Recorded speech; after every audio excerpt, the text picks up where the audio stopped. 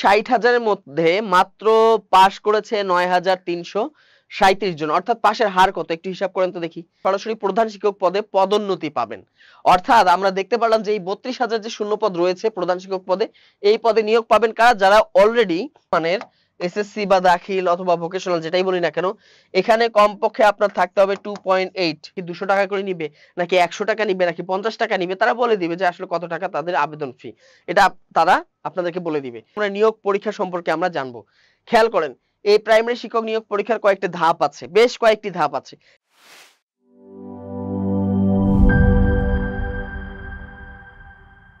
প্রিয় শিক্ষার্থীবৃন্দ, আসসালামু আলাইকুম।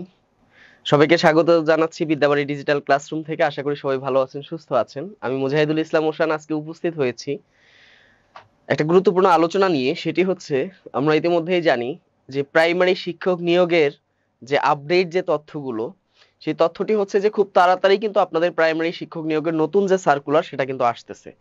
এবং প্রাইমারি যে কর্তৃপক্ষ রয়েছে ডিপি, পাশাপাশি যারা রয়েছেন প্রাথমিক শিক্ষা অধিদপ্তর, ঊর্ধ্বতন কর্মকর্তাদের যে ভাষ্য, সেই ভাষ্য অনুযায়ী যতটুকু বোঝা যাচ্ছে যে খুব তাড়াতাড়ি যে কোনো মুহূর্তেই কিন্তু আপনাদের নতুন যে সার্কুলার সেটা কিন্তু চলে আসবে।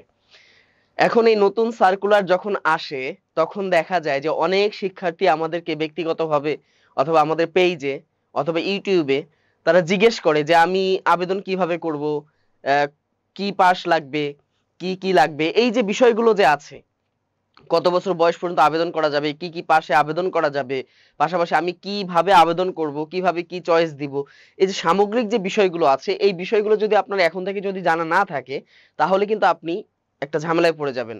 এবং দেখা যায় যে অনেক ক্ষেত্রেই দেখা যায় যে অনেকেই পরীক্ষায় ভালোভাবে দেওয়ার পরেও সুন্দর করে উত্তীর্ণ হয়ে গেছেন, কিন্তু চূড়ান্ত সুপারিশ থেকে বাতিল হয়ে যাচ্ছে। কারণ কি? ভুল তথ্য দেওয়ার কারণে। অর্থাৎ হয়তোবা সে তথ্যটি সঠিক দিতে চেয়েছিল, কোনো একটা কারণে হয়তোবা তার জানার ভুলের কারণে সে অন্য একটা তথ্য দিয়েছে। মানে তার তথ্য সঠিক আছে কিন্তু সে সেটার প্রয়োগ করেছে ভুল জায়গায়। এই যে নানা ধরনের যে ভুল রয়েছে, এই ভুলগুলোর কারণে কিন্তু অনেকের ভাইভাতে টেকার পরেও, চূড়ান্ত সুপারিশ প্রাপ্ত হওয়ার পরেও কিন্তু তাদের চাকরিটি হয় না। তো আজকে আপনারা দেখতেই পারতেছেন যে প্রাইমারি শিক্ষক নিয়োগের নির্দেশনা না জানলেই কিন্তু আপনার আবেদন কি হয়ে যাবে? বাতিল হবে। এমন কিছু নির্দেশনা আজকে দেওয়ার চেষ্টা করব যে নির্দেশনাগুলো আসলে এখন থেকে আপনাদের জানা রাখা দরকার। কারণ যখন আবেদন প্রক্রিয়া শুরু হবে বা যখন সার্কুলার চলে আসবে, তখন কিন্তু আপনার মস্তিষ্ক চলে যাবে কোন দিকে, যে আবেদন করতে হবে, এবং তার থেকেও বেশিরভাগ ক্ষেত্রেই আপনার মস্তিষ্কটা কাজ করবে শুধু পরীক্ষা কেন্দ্রিক। অর্থাৎ আমি কি পড়বো, পরীক্ষায় কি করব না করব, এই দিকে আপনার মস্তিষ্ক তখন কাজ করা শুরু করে দিবে। তো সেক্ষেত্রে দেখা যায় যে আবেদন করার ক্ষেত্রে ভুল ভ্রান্তি হওয়াটাই স্বাভাবিক। এই জন্যই যদি এই তথ্যগুলো আগে থেকে আপনার জানা থাকে তাহলে আবেদনের ক্ষেত্রে আর কোনো ধরনের ভুল হবে না।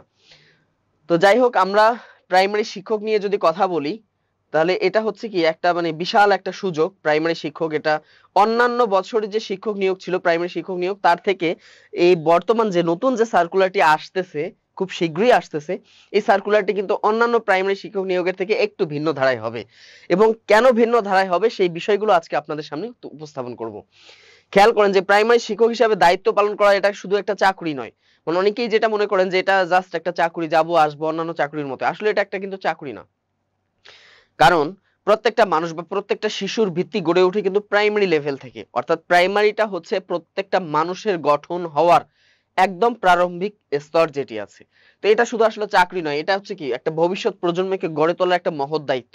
অর্থাৎ প্রাইমারি লেভেলে যে সমস্ত শিক্ষার্থীর বেসিক হবে ভালো, আচার আচরণ থেকে শুরু করে অর্থাৎ সামগ্রিক যে বিষয়গুলো, যে শিক্ষার্থীর সব থেকে ভালো হবে, এই শিক্ষার্থীটাই কিন্তু ভবিষ্যতে অনেক ভালো কিছু করতে পারবে এবং ভালো একটা জায়গায় যেতে পারবে। এই জন্য এই প্রাইমারি চাকরিটা শুধুই চাকরি নয়, এটা হচ্ছে কি একটা ভবিষ্যৎ প্রজন্ম গড়ে তোলার একটা বিষয়। আর আরেকটা বিষয় হচ্ছে, যারা হচ্ছে কি বিভিন্ন খাতে ক্যারিয়ার গড়তে চায়, অনেকেই আছেন যে বিভিন্ন খাতে ক্যারিয়ার আছে, নিজস্ব একটা পছন্দ আছে, যে আমি বাড়ির কাছে একটা ক্যারিয়ার গড়তে চাই, আমি সম্মানের সাথে বাঁচতে চাই, পাশাপাশি আমি সমাজের জন্য অবদান রাখতে চাই, কিন্তু আমার তো সেভাবে কি নাই, আর্থিক মানে মানুষের যে আর্থিক যে বিষয়টি আছে, আর্থিক যে সক্ষমতাটি আছে, হয়তো আপনার সেই আর্থিক সক্ষমতা নাই যে সমাজের জন্য কিছু করার। তো তাদের জন্য প্রাইমারি চাকরিটা হতে পারে কি সমাজে অবদান রাখার মতো একটা চমৎকার একটা চাকরি। তো প্রাইমারি চাকরিটা আরো বেশি চমৎকার হবে আপনাদের জন্য যারা সামনে পরীক্ষা দিবেন। তো শুরুতে একটা বিশাল একটা পরিসংখ্যান আমরা দেখব। বিগত যে নিয়োগ প্রক্রিয়াটি সম্পন্ন হয়েছে, বিশেষ করে 2023 সাল থেকে 24 সাল পর্যন্ত, যে এই দীর্ঘ 2 বছর ধরে যে পরীক্ষাগুলো হয়েছে, প্রথম ধাপ, দ্বিতীয় ধাপ এবং তৃতীয় ধাপ, এই ধাপে আসলে এই ধাপের পরিসংখ্যানটা আমাদের দেখা একটু দরকার, কারণ আমরা অনেকেই আছি যারা প্রথমবারের মতো আমরা পরীক্ষা দিতে যাব বা দিতে চাচ্ছি, অনেকে হয়তো বা প্রাইমারি চাকরিতে কেমন প্রতিদ্বন্দ্বিতা হয় এ সম্পর্কে আমাদের কিন্তু ওইভাবে ধারণা নাই। তো এখানে খেয়াল করেন যে প্রথম পর্যায়ে যে নিয়োগ প্রক্রিয়াটা বা যে পরীক্ষা হয়েছিল, এখানে মূলত যে বিভাগগুলো আছে এই বিভাগগুলোকে আলাদা আলাদা 3টা পর্যায়ে ভাগ করা হয়েছে। প্রথম পর্যায়ে 3টা বিভাগ ছিল, দ্বিতীয় পর্যায়ে এরকম 2-3টা বিভাগ ছিল, তৃতীয় পর্যায়ে এরকম 2-3-4টা বিভাগ ছিল। এভাবেই কিন্তু বিভাগগুলোকে আলাদা আলাদা করে 3টা পর্যায়ে এই প্রাথমিক শিক্ষক নিয়োগ পরীক্ষাগুলো কিন্তু অনুষ্ঠিত হয়েছিল। তো প্রথম পর্যায়ে যেটি ছিল সেখানে কিন্তু আবেদন করে দেখেন 3,60,697 জন। একটু ভালো করে খেয়াল করেন, 3,60,997 জন সেখানে আবেদন করেছিল। কিন্তু দুঃখের বিষয়, আমরা জানি যে প্রাইমারিতে পরীক্ষা হয়েছিল আগে 75 নম্বরের প্রিলি, তারপর ছিল ভাইভা। তো এখানে দেখেন যে প্রিলিতে উত্তীর্ণ হয়েছিল মাত্র 9,337 জন। এখন আপনি হিসাব করেন যে 3,60,000-এর মধ্যে মাত্র পাশ করেছে 9,337 জন, অর্থাৎ পাশের হার কত একটু হিসাব করেন তো দেখি। একটু হিসাব করেন যে কত শতাংশ এখানে পাশ করেছিল।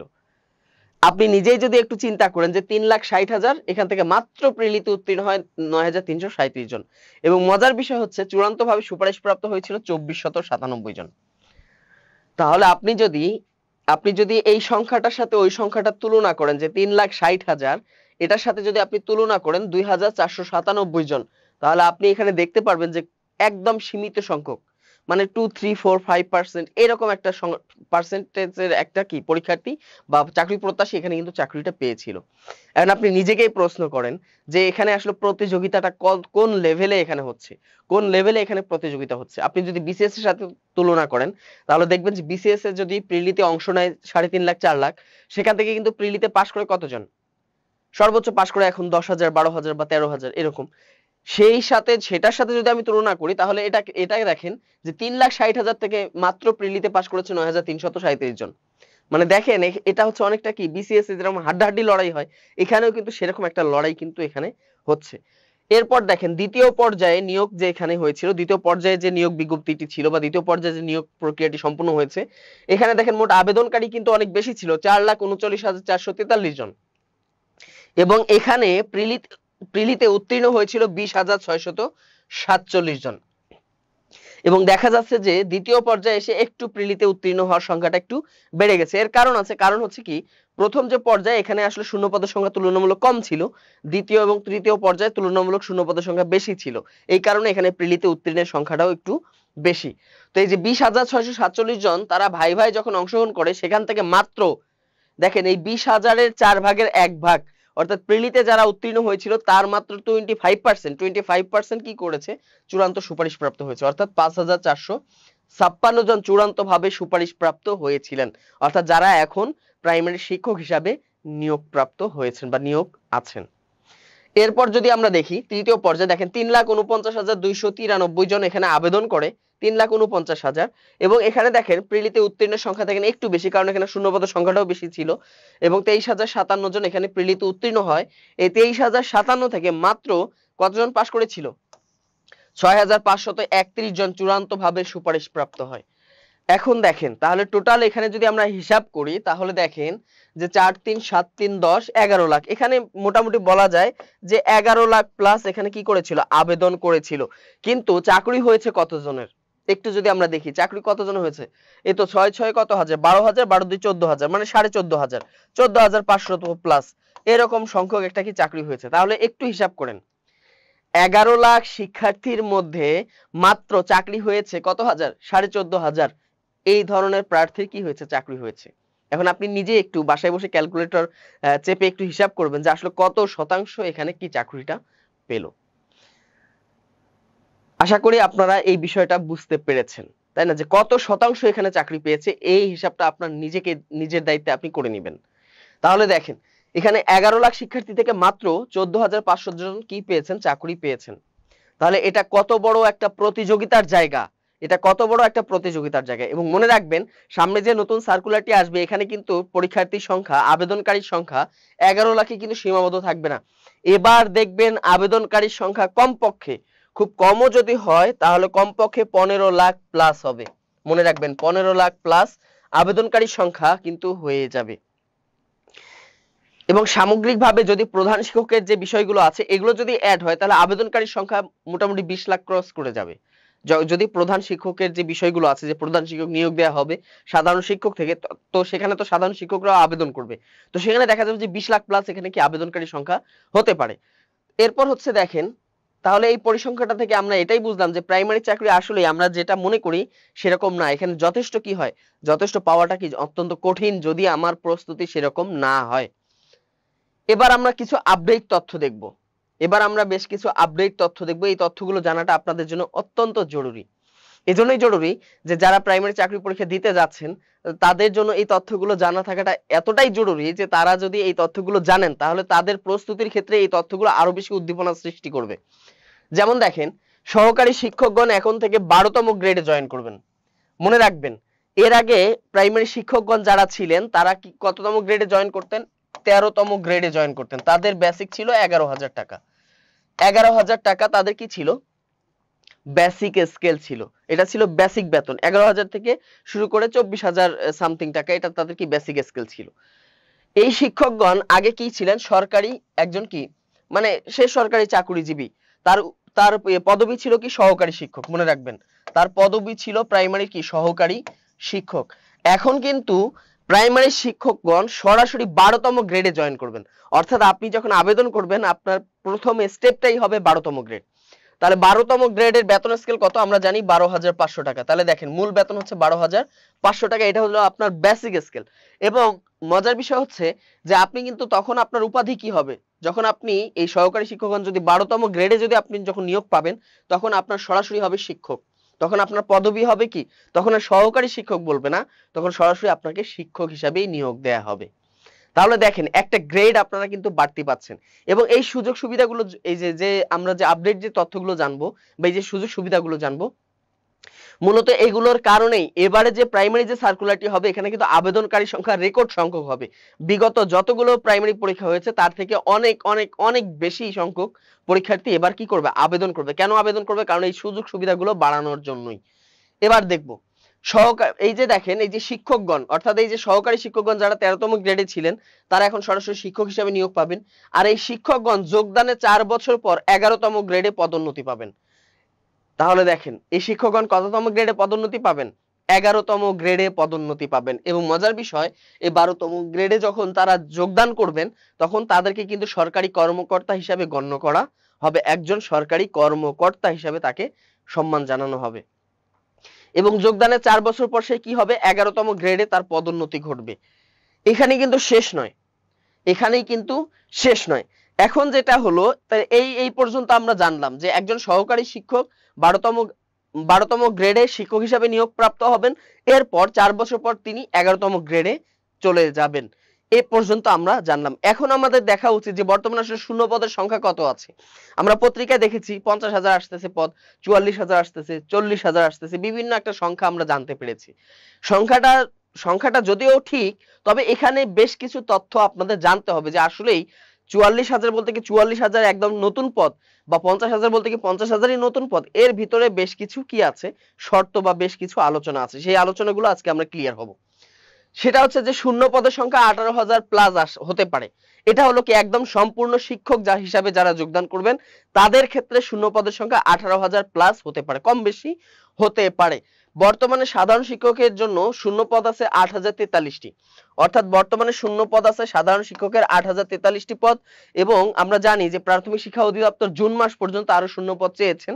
তো জুন মাস পর্যন্ত শূন্য পদ যদি হয়, চলতি মাস পর্যন্ত যদি শূন্য পদ তাদের কাছে চলে যায় সেই তথ্যটি, তাহলে সেই অনুযায়ী বলা চলে যে তা হয়তো বেড়ে 10 থেকে 12,000 হবে। 10 থেকে 12,000 হতে পারে শূন্য পদের সংখ্যা। এর সাথে যোগ হবে কি? এর সাথে যোগ হবে সঙ্গীত, চারুকলা এবং শারীরিক শিক্ষায় 5,166 জন। এটা আরো বাড়তে পারে। আপাতত 5,166 জন, অর্থাৎ ক্লাস্টার আছে, ক্লাস্টার অনুযায়ী টিচারগুলো নিয়োগ হবে। ক্লাস্টার বলতে বোঝায় যে কোনো একটা উপজেলা 20টা বা 25টি প্রাথমিক বিদ্যালয় মিলে একটা ক্লাস্টার হয়। তো ওই 20-25টি প্রাথমিক বিদ্যালয়ের জন্য একজন সঙ্গীত বা শারীরিক শিক্ষা একজন টিচার হবে। ওই ওই টিচারই কি করবেন? ওই টিচারই কোনো একদিন মানে নির্দিষ্ট দিন পর পর তিনি কি করবেন? বিভিন্ন স্কুল ঘুরে ঘুরে তিনি এই ক্লাসগুলো নিয়ে থাকবেন। ক্লাস্টার অনুযায়ী এই সমস্ত টিচার নিয়োগ হবেন। তাহলে আমরা দেখলাম যে সাধারণ শিক্ষক পদে প্রায় 8,043টি, এটা বেড়ে 10-12,000 হতে পারে। এবং সঙ্গীত, চারুকলা এবং শারীরিক শিক্ষা 5166টি পদ রয়েছে এখন বর্তমানে শূন্য পদ, এগুলোকে আরো বাড়তেও পারে। তাহলে সামগ্রিকভাবে আমরা বলতে পারি এখানে যদি 12,000, 12 5 17,000, তো এভারেজ আমরা দেখতে পারলাম যে সবকিছু মিলে 18,000 প্লাস পদে সার্কুলার হতে পারে। তাহলে বাকি যে আমরা দেখলাম 50,000 বা 44,000 বা 40,000, সেটার কি হবে, সেটারও একটা নির্দিষ্ট হিসাব আমাদের কাছে রয়েছে এবং এটা হচ্ছে প্রাথমিক শিক্ষা অধিদপ্তর থেকে যে তথ্যটি জানানো হয়েছে সেই তথ্যগুলোই কিন্তু আপনাদেরকে আমরা জানাচ্ছি। এখন দেখেন প্রধান শিক্ষক পদে ফাঁকা পদ রয়েছে 32,000 প্লাস। একটু খেয়াল করেন, এর আগে আমরা দেখলাম যে 18,000 পদে যদি কি হয় 18,000 প্লাস বা কম বেশি হতে পারে, আমি বলতেছি না যে এক্স্যাক্টলি 18,000ই হবে, কমও হতে পারে, এর থেকে বেশিও হতে পারে। এরপর হচ্ছে 32,000 আছে কতজন শিক্ষক, প্রধান শিক্ষক। দেখেন 32,000 আছে এখানে কি প্রধান শিক্ষক হিসাবে, তাহলে 32 আর 18 অলরেডি কত হয়ে যাচ্ছে, আপনার নিজের হিসাব করুন, 50,000 হয়ে যাচ্ছে। তাহলে এটা হচ্ছে চূড়ান্ত হিসাব। আসলে 44,000, 50,000 বা 40,000 যাই বলি না কেন, এর মধ্যে এই 32,000 জন কি আছেন, প্রধান শিক্ষকের শূন্য পদ রয়েছে। এই শূন্য পদগুলো পূরণ করবে কারা, এই শূন্য পদগুলো কি পূরণ করবে একদম সম্পূর্ণ নতুন আবেদনকারীর মধ্য থেকে, না, এই শূন্য পদগুলো পূরণ করবে সহকারী শিক্ষক যারা অলরেডি আছেন। কারণ এর আগে যারা যোগদান করেছেন তারা তো সহকারী শিক্ষক হিসাবেই যোগদান করছেন এবং আপনারা যোগদান করবেন সরাসরি শিক্ষক হিসাবে 12তম গ্রেডে। তো এই যে সহকারী শিক্ষকগণের মধ্যে যাদের মধ্যে যোগ্যতা রয়েছে সেই যোগ্য প্রার্থীরা সরাসরি প্রধান শিক্ষক পদে পদোন্নতি পাবেন। অর্থাৎ আমরা দেখতে পারলাম যে এই 32,000 যে শূন্য পদ রয়েছে প্রধান শিক্ষক পদে, এই পদে নিয়োগ পাবেন কারা, যারা অলরেডি কি আছেন প্রাথমিক বিদ্যালয় শিক্ষক হিসাবে নিয়োগ প্রাপ্ত আছেন, তাদের মধ্য থেকে যোগ্য প্রার্থীরা এই পদে নিয়োগ পাবেন, এই 32,000 পদে নিয়োগ পাবেন। এরপর দেখেন প্রধান শিক্ষক নিয়োগ হবে 10ম গ্রেডে এবং দেখেন যে তিনি যখন প্রধান শিক্ষক হয়ে যাবেন তখন তার গ্রেড হয়ে যাবে 10ম গ্রেড। তাহলে বিষয়টা কিন্তু আপনাদেরকে বুঝতে হবে, সেটি হচ্ছে যে আপনারা যদি 12তম গ্রেডে যদি নিয়োগ প্রাপ্ত হন শিক্ষক হিসাবে, 4 বছর পর যদি আপনি 11তম গ্রেডে যান তাহলে অনায়াসে আপনি 10ম গ্রেডে চলে আসবেন। এটা তো কি, এটা একটা সিস্টেম। তো 10ম গ্রেডে যখনই আসবেন তার মানে কি আপনাকে প্রধান শিক্ষক হিসাবে নিয়োগ প্রাপ্ত হইতে হবে। তো আপনি প্রধান শিক্ষক হিসাবে নিয়োগ প্রাপ্ত হলেন, এখান থেকে আপনি কি হয়ে গেলেন, 10ম গ্রেড হয়ে গেলেন। এবং এখানেই শেষ নয়, এই 10ম গ্রেড থেকে আপনি কি হতে পারবেন, উপজেলা নির্বাহী শিক্ষা অফিসার, সহকারী উপজেলা শিক্ষা অফিসার, এটিইও যেটাকে আমরা বলে থাকি, তাই না, এটিইও বলে থাকি, যে অ্যাসিস্ট্যান্ট থানা এডুকেশন অফিসার যিনি আছেন, এই এটিইও পদেও আপনি কি পেতে পারেন, পদোন্নতি পেতে পারেন এবং এখান থেকে কিন্তু পদোন্নতি হয়ে থাকে এবং পাবেন সামনে। তাহলে এই যে বিশাল একটা কিন্তু সুযোগ আপনাদের রয়েছে। এবং দেখেন আর একটা মজার বিষয় হচ্ছে সহকারী প্রধান শিক্ষক পদে নতুন পদ সৃষ্টি করা হয়েছে 9,500টি।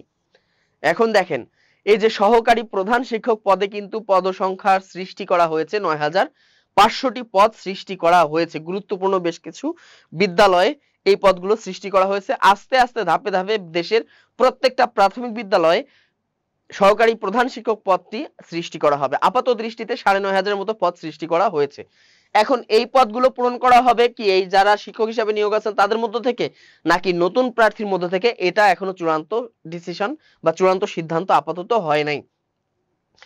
তো এটা যদি নতুন প্রার্থী থেকে যদি যোগ মানে নিয়ে থাকে, একদম সম্পূর্ণ নতুন যারা আবেদন করবেন তাদের মধ্য থেকে যদি নিয়ে থাকে তাহলে তো ভালো। আবার এমনও হতে পারে যে যারা শিক্ষক হিসাবে নিয়োগ আছেন অলরেডি তাদের থেকেও এই সহকারী প্রধান শিক্ষক বাছাই করে নিতে পারেন, এটা হতেই পারে। তো এটা নিয়ে আপাতত আমাদের চিন্তার বিষয় না, এটা নিয়ে যখন বিজ্ঞপ্তি দিবে তখন আসলে বোঝা যাবে যে এই 9,500 আসলে কোথা থেকে নিয়োগ দিবে। কিন্তু প্রধান শিক্ষক যেটা 32,000, এটা হচ্ছে যারা ইতিমধ্যেই শিক্ষক হিসাবে নিয়োগ প্রাপ্ত আছেন তাদের মধ্যে থেকে এটা নিয়োগ হবে, এটা আপাতত এটা কি ক্লিয়ার। এরপর দেখেন প্রাইমারি সহকারী শিক্ষক নিয়োগে বিলুপ্ত হয়ে গেছে নারী কোটা, পোষ্য কোটা এবং পুরুষ কোটা। এখন কোন ধরনের কোটা ব্যবস্থা এখানে নাই। মনে রাখবেন যে প্রাথমিক বিদ্যালয়, অনেকে হয়তো জানেনই না যে প্রাথমিক বিদ্যালয়ে আগে 60% কি ছিল, নারী কোটা ছিল, 20% কি কোটা ছিল, বিজ্ঞান কোটা ছিল এবং 20% পুরুষ কোটা ছিল। এই কোটাগুলো কিন্তু এখন উঠে গেছে। তবে একটা বিষয় রাখা হয়েছে, সেটা হচ্ছে যে 20% বিজ্ঞান, 20% কি রাখা হয়েছে, বিজ্ঞান কোটা রাখা হয়েছে। 20% কি কোটা, বিজ্ঞান কোটা রয়েছে। এই 20% হচ্ছে বিজ্ঞান কোটা, অর্থাৎ যারা বিজ্ঞান বিভাগের শিক্ষার্থী তারা এই 20% কি পাবেন, 20% চাকরি প্রার্থী, প্রাইমারি চাকরি প্রার্থী তারা বিজ্ঞান বিভাগ থেকে নিয়োগ প্রাপ্ত হবেন, এটা রাখা হয়েছে। কিন্তু এই নারী কোটা, পোষ্য কোটা এবং পুরুষ যে কোটাগুলো যে সিস্টেম ছিল এগুলো কি হয়ে গেছে, বিলুপ্ত হয়ে গেছে। তো এই যে বিষয়গুলো যে আপডেট গুলো একটু জেনে নিবেন যারা যারা এই আপডেট গুলো এখনো জানেন না, যারা প্রাইমারি চাকরির জন্য পরীক্ষা দিতে চাচ্ছেন। এরপর দেখেন প্রাইমারি সহকারী শিক্ষক নিয়োগে এখন দেখেন এই যে কোটা যে উঠে গেছে তারপরেও তো অল্প কিছু কোটা রয়েছে, সেখানে দেখেন যে 93% মেধায় হবে নিয়োগ, অর্থাৎ এখানে নারী এবং পুরুষ তাদের ক্ষেত্রে উভয়ই কি লেভেল প্লেইং ফিল্ড, অর্থাৎ সে হতে পারে নারী হতে পারে পুরুষ, আলাদা কোনো কোটা সিস্টেম নাই। তার যদি কোনো ধরনের কোটা না থাকে তাহলে সেই মেধায় 93% এখানে নারী পুরুষ সমানভাবে তাদেরকে লড়তে হবে। এবং কোটায় নিয়োগ হবে 7%। সেই কোটার মধ্যে দেখেন মুক্তিযোদ্ধা এবং বীরাঙ্গনা যারা আছেন তাদের জন্য 5% কোটা রাখা হয়েছে, প্রতিবন্ধী যারা আছেন তাদের জন্য 1% এবং আদিবাসী সম্প্রদায় যারা আছেন তাদের জন্য 1%। এই 7% প্রার্থী কি করবেন, এই 7% প্রার্থী কোটায় নিয়োগ প্রাপ্ত হবেন।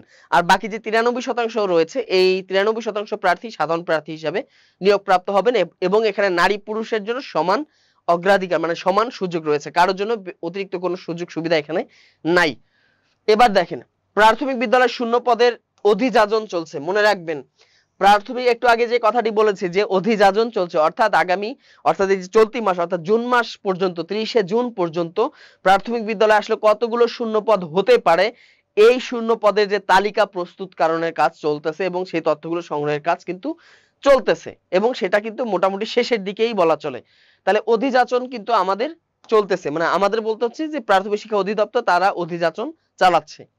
এখন দেখেন শূন্য পদের তথ্য সংগ্রহ শেষ হয়ে গেলেই নতুন সার্কুলার প্রকাশিত হবে। এবং আপনাদের জন্য সুখবর যেটি হচ্ছে যেহেতু 30শে জুন পর্যন্ত তারা শূন্য পদের সংখ্যাটা তালিকাটা চেয়েছে, তো সেই অনুযায়ী বলতে পারি যে জুনের শেষে অথবা জুলাইতে যে কোনো মুহূর্তেই কিন্তু আপনাদের নতুন সার্কুলার চলে আসবে। এই বিষয়টা কিন্তু আপনাদের মাথায় রাখতে হবে। তো ভাগ্য ভালো থাকলে আগামী জুন বা জুলাই মাসে যে কোনো মুহূর্তেই কিন্তু আপনি এই প্রাথমিক বিদ্যালয়ের যে সার্কুলার নতুন সার্কুলার কিন্তু আপনি পেয়ে যাবেন। তার মানে আপনি দেখেন যদি জুনে যদি হয়ে যায় সার্কুলার অথবা জুনে না হলে জুলাইতে তো হবেই। আচ্ছা জুলাইতে যদি সার্কুলার হয়ে যায় পরীক্ষা হতে কিন্তু খুব একটা বেশি সময় তারা নিবে না, ঠিক আছে। বর্তমানে কিন্তু চাকরি পরীক্ষাগুলো যেহেতু শুরু হয়ে গেছে এবং দ্রুততর সময়ের মধ্যেই কিন্তু সম্পূর্ণ হয়ে যাচ্ছে নিয়োগগুলো, তো সেই দৃষ্টিকোণ থেকে যদি আমরা দেখি তাহলে এই বিষয়গুলো বোঝা যায় যে এই যে দেখেন আপনারা এত এত সুযোগ সুবিধা আপনারা দেখলেন, তাই না। এরপর আরো বেশ কিছু আপডেট তথ্য হচ্ছে যে পূর্বের ন্যায় বিভাগ ভিত্তিক নিয়োগ বিজ্ঞপ্তি হবে, পরীক্ষা হবে এবং নিয়োগ হবে। অনেকের মনেই প্রশ্ন যে আগে তো দেখা যেত যে দুই তিনটি বিভাগ মিলে একটা পর্যায় হতো, প্রথম পর্যায় দ্বিতীয় পর্যায় তৃতীয় পর্যায়। তো বর্তমানে যেটা সার্কুলারটি আসবে এখানে পরীক্ষা আসলে কিভাবে হবে, আগের মতোই হবে। আগের মতোই প্রথম পর্যায় দ্বিতীয় পর্যায় এবং তৃতীয় পর্যায় প্রত্যেকটা পর্যায়ে দুই তিনটা বিভাগ মিলে একটা করে পর্যায় হবে। এভাবে আগের মতোই করেই কি হবে নিয়োগ প্রক্রিয়াগুলো সম্পূর্ণ হবে। এবং পরীক্ষা পদ্ধতি অনেকেই জানতে চেয়েছেন যে পরীক্ষা পদ্ধতি আসলে কেমন থাকবে। মনে রাখবেন প্রাইমারিতে পরীক্ষা পদ্ধতি কিন্তু অপরিবর্তিতই থাকবে, তারা স্পষ্ট করে বলেছে অতীতে যেভাবে প্রাইমারি পরীক্ষা হয়েছে ভবিষ্যতেও ঠিক সেভাবেই হবে। অর্থাৎ আপনাদের শুরুতে হবে প্রিলি হবে 75। অনেকে মনে করেন যে প্রাইমারিতে লিখিত পরীক্ষা, বলা হয় যে লিখিত পরীক্ষা, এই লিখিত মানেই হচ্ছে এখানে প্রিলি, এই প্রিলিটাই হচ্ছে মূলত লিখিত পরীক্ষা। এই লিখিত বলতে এখানে প্রিলিটাকেই লিখিত পরীক্ষা হিসাবে আখ্যায়িত করা হয়েছে, মনে রাখবেন। তাহলে প্রিলি হবে 75 এবং ভাইভা হবে 25, এই টোটাল হচ্ছে 100 নম্বরের পরীক্ষা হবে। এবং এই 100 নম্বরের একটা পরীক্ষা দিয়েই 100 নম্বরের পরীক্ষা দিয়ে আপনি 12তম গ্রেডে আপনি যোগদান করতেছেন, 4 বছর পর হয়ে যাবেন 11তম গ্রেড। এরপর হচ্ছে আরো 2-1 বছরের মধ্যে আপনি প্রধান শিক্ষক হিসাবে কি 10ম গ্রেডে জয়েন করবেন, আবার এখান থেকে আপনি এটিইও হয়ে যাবেন। তাহলে দেখেন বিশাল একটা সুযোগ, তাহলে কত বড় একটা সুযোগ রয়েছে। এবং যে আপডেট তথ্যগুলো আপনারা দেখতে পেলেন এবং এখানে কোটা সিস্টেম উঠে গেছে, পাশাপাশি অন্যান্য যে সুযোগ সুবিধাগুলো বেড়ে যাওয়ার কারণে স্বভাবতই আপনি যদি একটু ঠান্ডা মাথায় চিন্তা করেন তাহলে স্বভাবতই এই সিদ্ধান্তে উপনীত হওয়া যায় যে সামনে যে প্রাইমারি সার্কুলার হবে এখানে কিন্তু প্রতিযোগীদের সংখ্যা অনেক অনেক অনেক বেশি হবে। কারণ কি, কারণ হচ্ছে এমন হাজার হাজার পরীক্ষার্থী রয়েছেন বা চাকরি প্রত্যাশী রয়েছেন যারা 2-3 বার অলরেডি বিসিএস দিয়েছেন এবং তারা ভাইভা পর্যন্ত গিয়েছেন, ভাইভাও দিয়েছেন, হয়তো দুর্ভাগ্যক্রমে তাদের হয়তো বা বিসিএসটা আসলে হয়নি। এমনও অনেক প্রার্থী আছেন যারা অনেকবার ব্যাংকের ভাইভা দিয়েছেন, চাকরি পরীক্ষা দিয়েছেন, তারা কিন্তু আর একজন হচ্ছেন আর অন্য ধরনের যে পরীক্ষার্থী আছেন যারা হচ্ছে সদ্য অনার্স পাস করেছেন বা সদ্য পড়াশোনা শেষ করেছেন। আচ্ছা যে সকল চাকরি প্রত্যাশী ইতোমধ্যে 2-3-4টা বিসিএস দিয়ে ফেলেছেন এবং ব্যাংকের পরীক্ষা দিয়েছেন, আরো 2-4-5 বছর ধরে চাকরি পরীক্ষা দিচ্ছেন, তার সাথে যদি আমি তুলনা করি সদ্য পাশ করা অনার্স পাশ করা একজন পরীক্ষার্থীর, তাহলে দুইজনের মধ্যে কিন্তু বিশাল একটা তফাৎ আমরা দেখতে পারতেছি। তাহলে এখানে দেখেন সেই সদ্য অনার্স পাশ করা একজন শিক্ষার্থীকে লড়তে হবে ওই ধরনের একজন মেধাবী প্রার্থীর সাথে যার অভিজ্ঞতার ঝুলি কি অনেক বেশি, যার ঝুলিতে অনেক অভিজ্ঞতা রয়েছে এবং যে এই সদ্য অনার্স পাশ করা একজন শিক্ষার্থী থেকে আরো বেশি সে কি আছে এগিয়ে আছে। তাহলে এখানে যদি আপনাকে লড়াই করতে হয় তাহলে কি ধরনের কি ধরনের প্রতিযোগিতা করতে হবে এবং কি ধরনের পড়াশোনা আপনাকে করতে হবে একটু চিন্তা করেন। পাশাপাশি দেখেন যে এই এত সকল সুযোগ সুবিধা অনেকেই ছিল পাবলিক ইউনিভার্সিটির, অনেক ভালো ভালো পাবলিক ইউনিভার্সিটি যেগুলো ছিল, সরকারি বিশ্ববিদ্যালয়গুলোর অনেকেই হয়তো প্রাইমারিতে পরীক্ষা দিতেন না, এখন কিন্তু পরীক্ষা দিবেন। কারণ কি? কারণ হচ্ছে দেখেন 12তম গ্রেডের পর 11তম গ্রেড, একটা নির্দিষ্ট টাইম পর পর 10ম গ্রেডের পর এটিইউ হওয়ার সুযোগ। তাহলে এই যে এত সকল সুযোগ সৃষ্টি হওয়ার কারণে দেখতে পারবেন যে আগামীতে যে সার্কুলারটি আসতেছে এখানে কিন্তু প্রতিযোগীর সংখ্যা অনেক অনেক বেশি হবে। পাশাপাশি এখানে দেখবেন কমপক্ষে 1 লাখ চাকরি প্রার্থী থাকবেন যারা অনেক অনেক বেশি এগিয়ে অন্যদের থেকে, যাদের পরীক্ষা দেওয়ার অভিজ্ঞতা অনেক বেশি। তো তাদের সাথে লড়াই করে আপনি যদি টিকে থাকতে চান, আপনার চাকরিটি নিশ্চিত করতে চান, তাহলে আপনাকে এখন থেকে, আজ থেকে, এই মুহূর্ত থেকে আপনাকে প্রস্তুতি নিতে হবে। এই বিষয়টা কিন্তু আপনাদের মাথায় সম্পূর্ণভাবে গেঁথে রাখতে হবে। এখন দেখেন আবেদন যোগ্যতা। এখন আপনাদের জন্য অত্যন্ত জরুরি যে তথ্যগুলো, সেই তথ্যগুলো নিয়েই কিন্তু আমি আপনাদের সামনে আলোচনা করব। সেই তথ্যগুলো কি? এই যে আমার আবেদন যোগ্যতা, সবার মনে একটা প্রশ্ন যে প্রাইমারিতে আবেদন যোগ্যতাটা কি, আমি কি পাশ করলে আবেদন করতে পারবো।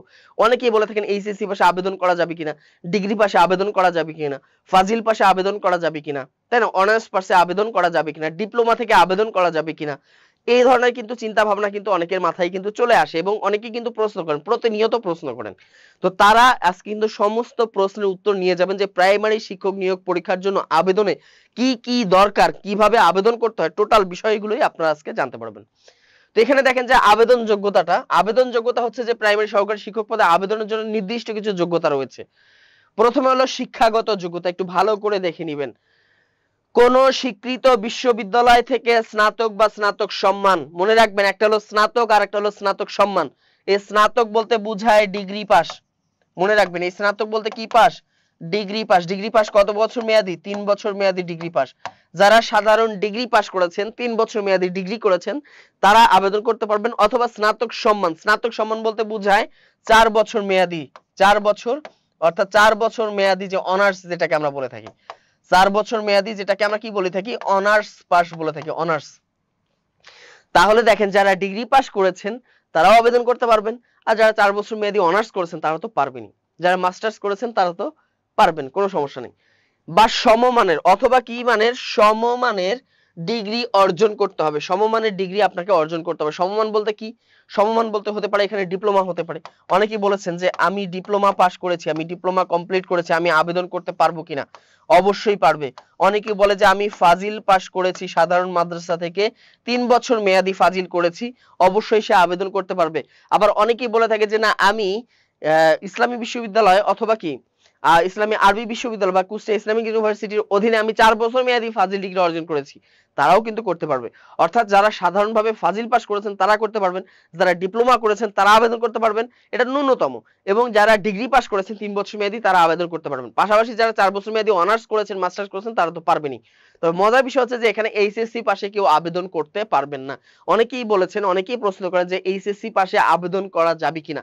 এইচএসসি পাশে আপনি আবেদন করতে এখানে পারবেন না, এটা মাথায় রাখতে হবে। এখন ন্যূনতম 2য় শ্রেণী বা সমমানের সিজিপিএ দরকার। এখানে আর ন্যূনতম মনে রাখবেন 2য় শ্রেণীর সিজিপিএ আপনার থাকতে হবে, ডিগ্রি পাস হোক অথবা অনার্স হোক। এটা আমি বলতেছি ডিগ্রি বা অনার্সের রেজাল্টের কথা বলতেছি। সেখানে দেখেন যে 4 স্কেলে কমপক্ষে 2.25 রেজাল্ট থাকতে হবে। অর্থাৎ ডিগ্রিতে বা অনার্সে যদি আপনার রেজাল্টের ভিত্তি হয় 4 স্কেল হয়, তাহলে 4 স্কেলে কমপক্ষে আপনাকে 2.25 থাকতে হবে। এবং এসএসসি ইন্টারমিডিয়েটের ক্ষেত্রে যাদের 5 স্কেল রয়েছে, বা ফাজিলের ক্ষেত্রে বা সাধারণ যে ডিগ্রির ক্ষেত্রে যাদের 5 স্কেল রয়েছে, সেই 5 স্কেল যদি হয় তাহলে সেখানে 2.8 থাকা প্রয়োজন। অর্থাৎ আমি যদি বলি যে এসএসসি বা সমমানের, এসএসসি বা দাখিল অথবা ভোকেশনাল যেটাই বলি না কেন, এখানে কমপক্ষে আপনার থাকতে হবে 2.8, অর্থাৎ 2.80 কমপক্ষে এখান থেকে শুরু হবে। এইচএসসি পাস, আলিম পাস অথবা যারা বিভিন্ন ধরনের ভোকেশনাল থেকে যারা এই ইন্টারমিডিয়েট কমপ্লিট করেছেন তাদের ক্ষেত্রে যেহেতু 5 স্কেল, এখানেও আপনার থাকতে হবে 2.80 কমপক্ষে রেজাল্ট। এবং ডিগ্রির ক্ষেত্রে যাদের 5 স্কেল রয়েছে, ডিগ্রি সাধারণ ডিগ্রির ক্ষেত্রে যাদের 5 স্কেল রয়েছে সেই 5 স্কেলে কমপক্ষে থাকতে হবে 2.80। আর যারা অনার্স করেছেন যাদের স্কেল হচ্ছে 4 স্কেল, এই 4 স্কেলে থাকতে হবে কমপক্ষে 2.25। তাহলে এই রেজাল্ট যাদের আছে তারা আবেদন করতে পারবেন, এর নিচে থাকলে আবেদন করতে পারবেন না। এই বিষয়টা আপনার মাথায় রাখতে হবে। এবং আরেকটা মজার বিষয় হচ্ছে কোনো পর্যায়ে দেখা যায় যে এরকম শর্ত জুড়ে দিতে পারে যে কোনো পর্যায়ে তৃতীয় বিভাগ গ্রহণযোগ্য নয়, অথবা অথবা সর্বোচ্চ একটা তৃতীয় বিভাগ গ্রহণযোগ্য হতে পারে। অর্থাৎ যাদের রেজাল্ট 4 স্কেলে 2.25 এর নিচে এটা হলো থার্ড গ্রেড, এবং যাদের রেজাল্ট 5 স্কেলে হচ্ছে 2.8 এর নিচে, 2.80 নিচে, এটাকে বলা হয় থার্ড গ্রেড বা তৃতীয় বিভাগ। এরকম শর্ত দিতে পারে যে তৃতীয় বিভাগধারীরা আবেদন করতে পারবে না, অথবা বলতে পারে যে সর্বোচ্চ একটি তৃতীয় বিভাগ চলবে, কমপক্ষে মানে সর্বোচ্চ একটা বেশি তৃতীয় বিভাগ থাকলে সে আবেদন করতে পারবে না। এই ধরনের শর্তও কিন্তু জুড়ে দিতে পারে। তো এই বিষয়গুলো আপনারা মাথায় রাখবেন। এরপর দেখেন বয়স সীমা কত। এই যে অনেকেই বলেছেন বয়স সীমাটা আসলে কত, দেখেন বয়স সীমা সাধারণ প্রার্থীদের জন্য বয়স সীমা 21 থেকে 32 বছর। সাধারণ প্রার্থী মানে যাদের কোটা নাই, একদম 93% অর্থাৎ 93% মেধায় যারা প্রবেশ করবেন, যাদের এক কথায় কোনো কোটা নেই, না মুক্তিযোদ্ধা কোটা আছে, না বীরাঙ্গনা কোটা আছে, না আদিবাসী কোটা, না প্রতিবন্ধী কোটা, এই কোটা যাদের নাই তারা 21 থেকে 32 বছর বয়স যাদের হয়েছে তারা আবেদন করতে পারবেন। এবং মুক্তিযোদ্ধা কোটার ক্ষেত্রেও সর্বোচ্চ বয়স সীমা হচ্ছে 32 বছর। মনে রাখবেন মুক্তিযোদ্ধা, প্রতিবন্ধী, বীরাঙ্গনা বা আদিবাসী এদের ক্ষেত্রেও 32 বছর। অর্থাৎ সাধারণ প্রার্থী এবং যে কোটাধারী যারা আছেন তা সবাই 32 বছর বয়স পর্যন্ত আবেদন করতে পারবেন। তবে বয়স সীমাটা কত হচ্ছে 21 থেকে 32 বছর। মনে রাখবেন 21 এর কম হলে সে আবেদন করতে পারবে না, কমপক্ষে 21 বছর বয়স হতে হবে। এরপর আমরা দেখব আবেদন প্রক্রিয়াটা। অনেকেই এই আবেদন প্রক্রিয়া যে কিভাবে আবেদন করব এই বিষয়গুলো যদি আপনার এখন যদি জানা থাকে, প্র্যাকটিক্যালি যদি জানা থাকে, তাহলে কি হবে যখন সার্কুলার দিবে তখন তো আপনার মস্তিষ্ক কাজ করবে যে কিভাবে প্রস্তুতি নিব। প্রস্তুতি নিয়েই আপনাদের কি হবে, মানে প্রস্তুতি নিয়েই আপনাদের সবসময় কি হবে, মনোযোগটা প্রস্তুতি নিয়েই কাজ করবে, আপনার মনটা থাকবে সবসময় চাকরি প্রস্তুতি নিয়ে। তখন কিন্তু আবেদন করতে গিয়ে এই ভুলভ্রান্তিগুলো যেন না হয়, এই জন্য আগে থেকে এই তথ্যগুলো জেনে রাখেন। আবেদনটা করতে হয় কিভাবে, এই আবেদন প্রক্রিয়াটা খুবই সহজ এবং সম্পূর্ণ অনলাইন ভিত্তিক। এটা হচ্ছে সম্পূর্ণটাই হচ্ছে অনলাইনের উপর ভিত্তি করে। এবং এখানে আবেদন প্রক্রিয়াটা সম্পূর্ণ হয় একটা ওয়েবসাইট, একটা অ্যাড্রেস আছে, সেটি হচ্ছে কি dpeteletalk.com এই .bd। দেখেন dpeteletalk.com.bd। এই যে এখানে আপনি একটা কি শিক্ষা অধিদপ্তরের, প্রাথমিক শিক্ষা অধিদপ্তরের যে ওয়েবসাইট দেখতে পাচ্ছেন, এই ওয়েবসাইটের যে ঠিকানা dpe.teletalk.com.bd, এই অ্যাড্রেসে প্রবেশ করে আপনি এখান থেকে আবেদন করতে পারবেন বা আবেদন প্রক্রিয়াটা সম্পূর্ণ করতে পারবেন। এরপরের ধাপগুলো কি কি দেখেন, ওয়েবসাইটে প্রবেশ করলে আবেদন ফর্ম পূরণের বিস্তারিত নির্দেশনা পাওয়া যাবে। এখন দেখেন ওয়েবসাইটে যখন প্রবেশ করবেন তখন দেখবেন যে এখানে আবেদন করার বিস্তারিত তথ্য, কিভাবে আবেদন করবেন, কিভাবে ফি জমা দিবেন, কোন পদ্ধতিতে দিবেন, কি কি তথ্য দিতে হবে, সম্পূর্ণ দিক নির্দেশনা এখানে কিন্তু দেওয়া আছে। অবশ্যই যখন সার্কুলার আসবে, যখন আবেদন প্রক্রিয়া শুরু হবে, আবেদন করার আগে এই অ্যাড্রেসটাতে প্রবেশ করে আবেদনের করার যে দিক নির্দেশনাগুলো আছে এগুলো খুব সুন্দর করে A to Z একদম শুরু থেকে শেষ পর্যন্ত আপনাদেরকে ভালো করে পড়তে হবে। পড়ার পর এই নির্দেশনা অনুযায়ী অনলাইনে ফর্ম পূরণ করতে হবে এবং তা সাবমিট করলে আপনাকে একটা ইউজার আইডি দিবে। এই তথ্যগুলো তো জানেন, ইউজার আইডি দিবে এবং একটা কি দিবে, ড্রাফট অ্যাপ্লিকেন্টস কপি তৈরি হবে। এবং এখানে দেখেন একটা অলরেডি একটা কি হয়ে যাবে, অ্যাপ্লিকেন্ট কপি ওখানে স্বয়ংক্রিয়ভাবে তৈরি হয়ে যাবে। এই অ্যাপ্লিকেন্ট কপিটা আপনি কখন ডাউনলোড করতে পারবেন, ডাউনলোড করতে পারবেন নির্ধারিত ফি জমা দেওয়ার পর। এবং দেখেন এই কপিটি প্রিন্ট করে নিজের দেওয়া তথ্য যাচাই করতে হবে। এবং মজার বিষয় হচ্ছে যে যখন আপনি আবেদন প্রক্রিয়াটা সম্পূর্ণ করবেন তাহলে দেখেন এই dpe.teletalk.com.bd এই অ্যাড্রেসে চলে গেলেন, চলে যাওয়ার পর সেখান থেকে আপনি দিক নির্দেশনাটি A to Z সুন্দর করে পড়বেন।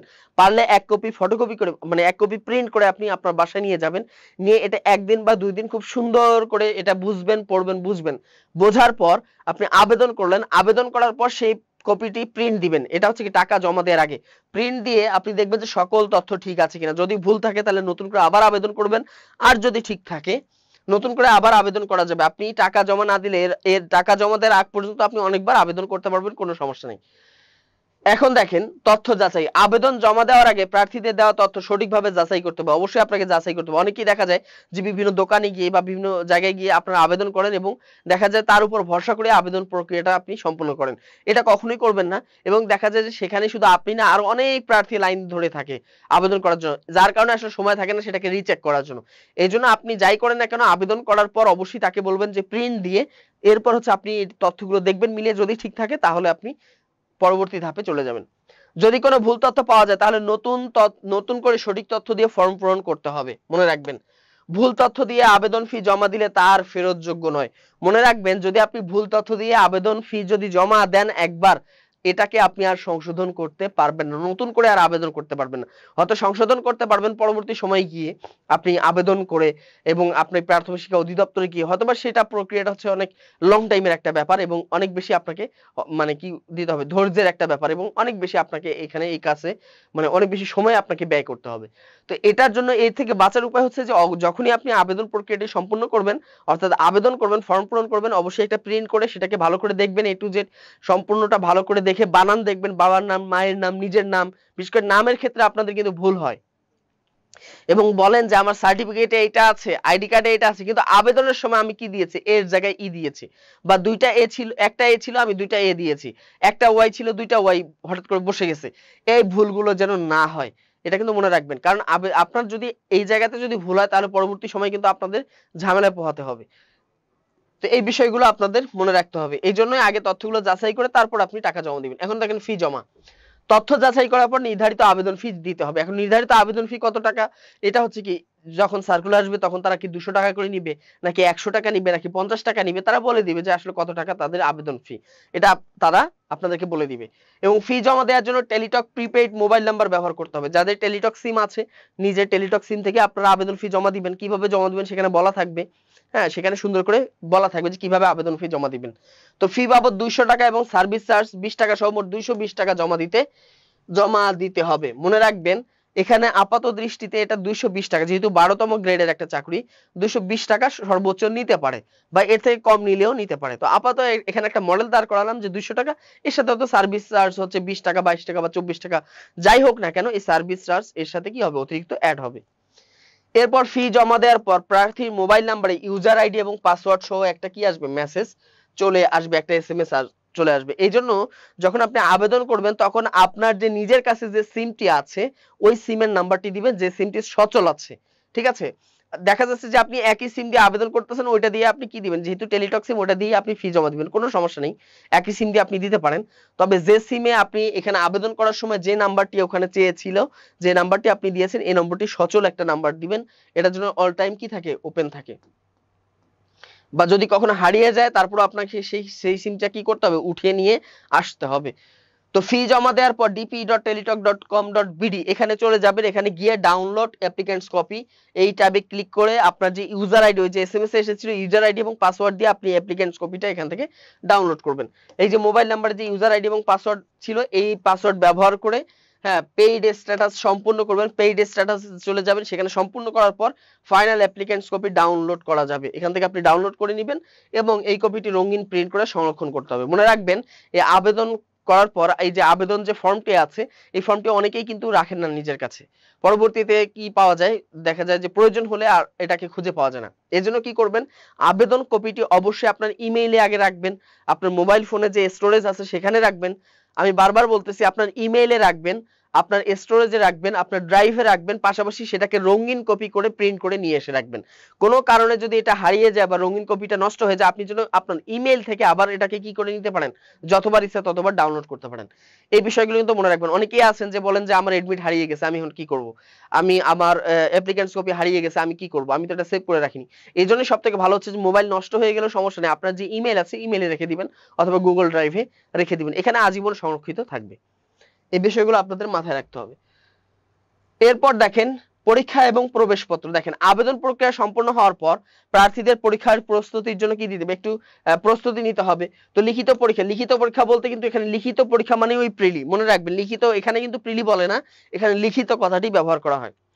আচ্ছা, পরীক্ষার ব্যবস্থা চূড়ান্ত হলে প্রার্থীদের মোবাইল নম্বরে এসএমএস এর মাধ্যমে জানায় দেওয়া হবে যে আপনার পরীক্ষা কবে, অর্থাৎ পরীক্ষা তো কবে হবে সেটা তো জানিয়ে দিবে ওয়েবসাইটে এবং সারা দেশব্যাপী জানিয়ে দিবে, সিট প্ল্যান দিয়ে দিবে। তবে আপনার পার্সোনাল যে ফোন নাম্বারটি দেওয়া আছে সেখানে কিন্তু এসএমএস আসবে যে আপনার সিট কোথায় পড়েছে, কোন দিন পরীক্ষা, কখন পরীক্ষা, এই টাইমটা চলে আসবে। এবং এখানে প্রবেশপত্র ডাউনলোডের যে লিঙ্ক সেটাও কিন্তু আপনার ফোনে এসএমএস এর মাধ্যমে পাঠানো হবে। এবার এই প্রবেশপত্র ডাউনলোড করে পরীক্ষার দিন সঙ্গে নিয়ে যেতে হবে। অবশ্যই পরীক্ষার দিন আপনাকে প্রবেশপত্রটা সাথে নিয়ে যেতে হবে এবং পরীক্ষার প্রবেশপত্র যখন আপনি পাবেন, যখন আপনি ডাউনলোড করবেন, নিজের কাছ থেকেই করেন অথবা দোকান থেকেই করেন, আপনি যদি এটা ভালো করে মনে রাখবেন যে বেশিরভাগ পরীক্ষার্থী কি করেন, দোকান থেকে ডাউনলোড করেন। তো দোকান থেকে যখন ডাউনলোড করবেন তখন সেই দোকানদারকে বলবেন যে ভাই আমার এই এডমিটটি আমাকে ইমেইলে পাঠিয়ে দেন। আপনার ইমেইলে অবশ্যই রাখবেন এবং সেটাকে সেভ করবেন, গুগল ড্রাইভে সেভ করবেন, আপনার ফোনেও রাখবেন। কোনো কারণে যদি আপনার এই এডমিট কার্ডটি নষ্ট হয়ে যায় বা হারিয়ে যায়, যাতে করে পরবর্তীতে আবার এই এডমিট কার্ডটি আপনি উদ্ধার করতে পারেন বা আপনার কাছে যেন থাকে। কারণ পরবর্তীতে এমন হতে পারে যে পরীক্ষা শেষ হওয়ার পর আর এডমিট কার্ড ডাউনলোড করার সুযোগ দিল না, তখন আপনি কি করবেন? তখন তো বিপদে পড়ে যাবেন, কারণ নিয়োগের সময় তো আপনার এডমিট কার্ড দরকার আছে। এজন্য অবশ্যই ইমেইলে আপনারা রেখে দিবেন। এরপর দেখি জরুরি কিছু নির্দেশনা আছে। দেখেন, আবেদন করার সময় মোবাইল নম্বরটি অবশ্যই সচল রাখতে হবে। কারণ কি? কারণ হচ্ছে দেখেন, যে পরীক্ষার যত ধরনের তথ্য আছে সব এসএমএস এর মাধ্যমে জানানো হবে। এজন্য আপনি যে মোবাইল নাম্বার দিয়ে আবেদন করেছিলেন সেটা অবশ্যই আপনার কাছে থাকতে হবে, সচল থাকতে হবে। এছাড়া প্রার্থীদের নিজ উপজেলা এবং থানার স্থায়ী ঠিকানার ভিত্তিতে তাদের প্রার্থিতা নির্ধারিত হবে। অর্থাৎ অনেকেই আছেন, এখানে আছেন যে আপনি হয়তো ঢাকায় থাকেন কিন্তু আপনার বাড়ি হচ্ছে কোথায়? বরিশালে। তো আপনি কোথায় অ্যাড্রেস দিবেন? আপনি বরিশালে দিবেন নাকি ঢাকায় দিবেন? অবশ্যই আপনার যে নিজ যে জেলা, এই নিজ জেলার ঠিকানা আপনাকে দিতে হবে, নিজ উপজেলা। অনেকে আছেন বিবাহিতা আছেন, যে দেখা যায় যে কি তার বাবার বাড়ি এক জায়গায় কিন্তু তার বর্তমান স্বামীর বাড়ি হচ্ছে কোথায়? ধরেন যে তার বাবার বাড়ি ছিল ফরিদপুর, বর্তমান স্বামীর বাড়ি হচ্ছে কোথায়? চট্টগ্রাম। তো একজন বিবাহিতা নারীর ক্ষেত্রে কিন্তু স্বামীর ঠিকানাই হচ্ছে কি মূল ঠিকানা। তো সে যদি তার স্বামীর ঠিকানা দেয় তাহলে স্বামীর ঠিকানাতেই তার চাকরি হবে। অনেকে এরকম হয়েছে আমি দেখেছি যে সে বিবাহিতা কিন্তু দেখা যাচ্ছে তার স্বামীর অ্যাড্রেস না দিয়ে তার বাবার অ্যাড্রেস দিয়েছে, তার চাকরিটা কিন্তু তাদের বাবার এলাকায় হয়েছে। এই জন্য খুবই সাবধান যে আপনি যেখানে আপনার স্থায়ী ঠিকানা দিবেন আপনার চাকরিটি কিন্তু ওই উপজেলায় বা ওই জেলায় বা ওই জেলার ওই উপজেলায় কিন্তু আপনার চাকরিটি হবে। এই জন্য খুবই সাবধানতার সাথে এই ফর্মগুলো আপনাদের পূরণ করতে হবে। আবেদন ফি জমা দেওয়ার পর আর কোনো তথ্য পরিবর্তনের সুযোগ থাকবে না। মনে রাখবেন, একবার যদি আপনি আবেদন ফি জমা দেন তাহলে এরপর আর পরিবর্তনের সুযোগ থাকবে না। পরবর্তী সময়ে আপনি যদি প্রাথমিক শিক্ষা অধিদপ্তরে গিয়ে পরিবর্তন করতে চান, তারা করবে কিনা এ ধরনের কোনো তথ্য কিন্তু তারা জানেনি যে আমরা করে দিব কিনা, এটা তাদের উপর নির্ভর করবে। তো এত ঝামেলার দরকার নেই, আপনারা যখন আবেদন করবেন তখনই খেয়াল করবেন যে কোনো ভুলভ্রান্তি হয়েছে কিনা। এবার দেখেন নিয়োগ পরীক্ষা। তো এতক্ষণ আমরা আবেদন প্রক্রিয়া জানতে পারলাম, এখন আমরা নিয়োগ পরীক্ষা সম্পর্কে আমরা জানবো। খেয়াল করেন, এই প্রাইমারি শিক্ষক নিয়োগ পরীক্ষার কয়েকটি ধাপ আছে, বেশ কয়েকটি ধাপ আছে। সেই ধাপগুলো কি? প্রথম হচ্ছে লিখিত পরীক্ষা। মনে রাখবেন, অনেকেই বলে থাকেন, একটু আগেও বলেছি যে লিখিত পরীক্ষা, লিখিত বলতে ভাই এখানে প্রিলি। মনে রাখবেন, এখানে লিখিত বলতে এখানে প্রিলিকে বোঝাচ্ছে, এখানে অন্য কোনো লিখিত পরীক্ষা কিন্তু না, বারবার বলে রাখি। এখানে বাংলা, গণিত, ইংরেজি, সাধারণ জ্ঞান, বিজ্ঞান, আইসিটি এই সমস্ত বিষয় কি হবে? এই সমস্ত বিষয়ে আপনাদের এখানে প্রশ্ন আসবে। বাংলা, ইংরেজি, সাধারণ জ্ঞান, গণিত এবং সাধারণ জ্ঞানের ভিতর কি থাকবে? বিজ্ঞান থাকবে, আইসিটি থাকবে, বাংলাদেশ বিষয়গুলি থাকবে, আন্তর্জাতিক বিষয়গুলি থাকবে। এই বিষয়গুলোর উপরই 75 নম্বরের প্রিলি পরীক্ষা হবে এবং এটি এমসিকিউ ফরম্যাটে হয়ে থাকে। এবং বলে দিয়েছে, দেখেন ভালো করে, যদিও বলেছে লিখিত পরীক্ষা তবে এটার ফরম্যাট কি? ফরম্যাট হচ্ছে এমসিকিউ ফরম্যাটে এই লিখিত পরীক্ষাটি অনুষ্ঠিত হইবে। এটা ছিল প্রথম ধাপ। এরপর হচ্ছে আমরা দেখব পরবর্তী যে ধাপটি আছে, এরপর হবে আপনাদের মৌখিক পরীক্ষা। দেখেন, এই লিখিত পরীক্ষা উত্তীর্ণ প্রার্থীদের মৌখিক পরীক্ষা অংশগ্রহণ করতে হবে। লিখিত পরীক্ষা মানেই এমসিকিউ পরীক্ষা। মৌখিক পরীক্ষা, এখানে প্রার্থীর যে ব্যক্তিত্ব দেখা হবে, তার যোগাযোগ দক্ষতা দেখা হবে, যে আসলে সে একজন শিশুকে পাঠদানে সক্ষম কিনা, তার মস্তিষ্ক মানে সে অনেক বেশি রাগী কিনা, বা একজন শিশুকে সে নিয়ন্ত্রণ করতে সক্ষম কিনা, এই যে নানা ধরনের যে মনস্তাত্ত্বিক যে বিষয়গুলো আছে এগুলো ভাইভাতে দেখা হবে। এবং শিক্ষাদান সম্পর্কে ধারণা নেওয়া হবে, আসলে সে শিক্ষাদান করতে সক্ষম কিনা। কারণ একজন হচ্ছে কি অনেক ভালো রেজাল্ট, একটা হচ্ছে কি অনেক মেধাবী, আর একটা হলো কি কাউকে শিক্ষাদান করা। দুইটার মধ্যে কিন্তু পার্থক্য আছে। একটা হচ্ছে যে আমি অনেক বেশি জানি কিন্তু কাউকে পড়াতে পারি না, আর একজন ব্যক্তি হচ্ছে সে হয়তো কম জানে কিন্তু খুব সুন্দর পড়ায়, যতটুকু জানে অতটুকুই সে কি করে ভালো করে পড়ায়। তাহলে একটা জানা এবং পড়ানো দুইটার মধ্যে কিন্তু পার্থক্য আছে, দুইটা দক্ষতার মধ্যে পার্থক্য আছে। তো এই বিষয়গুলো দেখা হবে। এরপর হচ্ছে মৌখিক পরীক্ষা যদি সে উত্তীর্ণ হয়ে যায়, এরপরে যেটা হচ্ছে ফাইনাল নির্বাচন। ফাইনাল নির্বাচন বলতে লিখিত এবং মৌখিক পরীক্ষা প্রাপ্ত নম্বরের ভিত্তিতে চূড়ান্ত ফলাফল দেওয়া হবে। তাহলে মনে রাখবেন, যে প্রাইমারি শিক্ষক নিয়োগে আপনার লিখিত পরীক্ষা যেমন ইম্পর্টেন্ট, লিখিত বলতে এমসিকিউ পরীক্ষাটা যেমন ইম্পর্টেন্ট, তেমনি ভাইভাটাও ইম্পর্টেন্ট। কারণ এখানে লিখিত পরীক্ষা মানে এমসিকিউ পরীক্ষা এবং ভাইভা, এই 75 এবং 25 এই দুইটার প্রাপ্ত নম্বরের উপর ভিত্তি করেই আপনার চূড়ান্ত ফলাফলটা কিন্তু জানানো হবে যে আপনি উত্তীর্ণ হয়েছেন নাকি উত্তীর্ণ হন নাই, এই বিষয়গুলো। এরপর দেখেন মেধা তালিকা তৈরি করা হবে। এরপরে যে ধাপ, এখানে উত্তীর্ণ হয়ে গেলে চূড়ান্তভাবে নির্বাচিত প্রার্থীদের মেধার ভিত্তিতে তালিকা তৈরি করা হবে। ওই যে লিখিত পরীক্ষা মানে এমসিকিউ পরীক্ষা এবং ভাইভাতে যে নম্বর পেয়েছেন সেই নম্বরের ভিত্তিতে যারা ভাইভাতে উত্তীর্ণ হয়েছেন সেই ভাইভাতে উত্তীর্ণ হওয়া প্রার্থীদের মধ্য থেকে একটা মেধা তালিকা তৈরি করা হবে। এবং এরপর হলো পোস্টিং। এরপরের ধাপ হচ্ছে কি নিয়োগ প্রক্রিয়া। দেখেন এটা ছিল কি, খেয়াল করেন এর আগে যেটা ছিল এটা ছিল পরীক্ষা পদ্ধতি। দেখেন এটা ছিল কি, এটা ছিল নিয়োগ পরীক্ষা। নিয়োগ পরীক্ষা 3 ধাপে হয়, লিখিত পরীক্ষা মানে এমসিকিউ পরীক্ষা, মৌখিক পরীক্ষা আর হচ্ছে ফাইনাল নির্বাচন। 3টা ধাপ শেষ হয়ে যাওয়ার পর এখন আসবে হচ্ছে নিয়োগ প্রক্রিয়া। ধাপে ধাপে কাজগুলো আসবে। দেখেন নিয়োগ প্রক্রিয়া, নিয়োগ প্রক্রিয়ার ক্ষেত্রে সবার আগে যেটা হচ্ছে সেটা হচ্ছে মেধা তালিকা তৈরি করবে।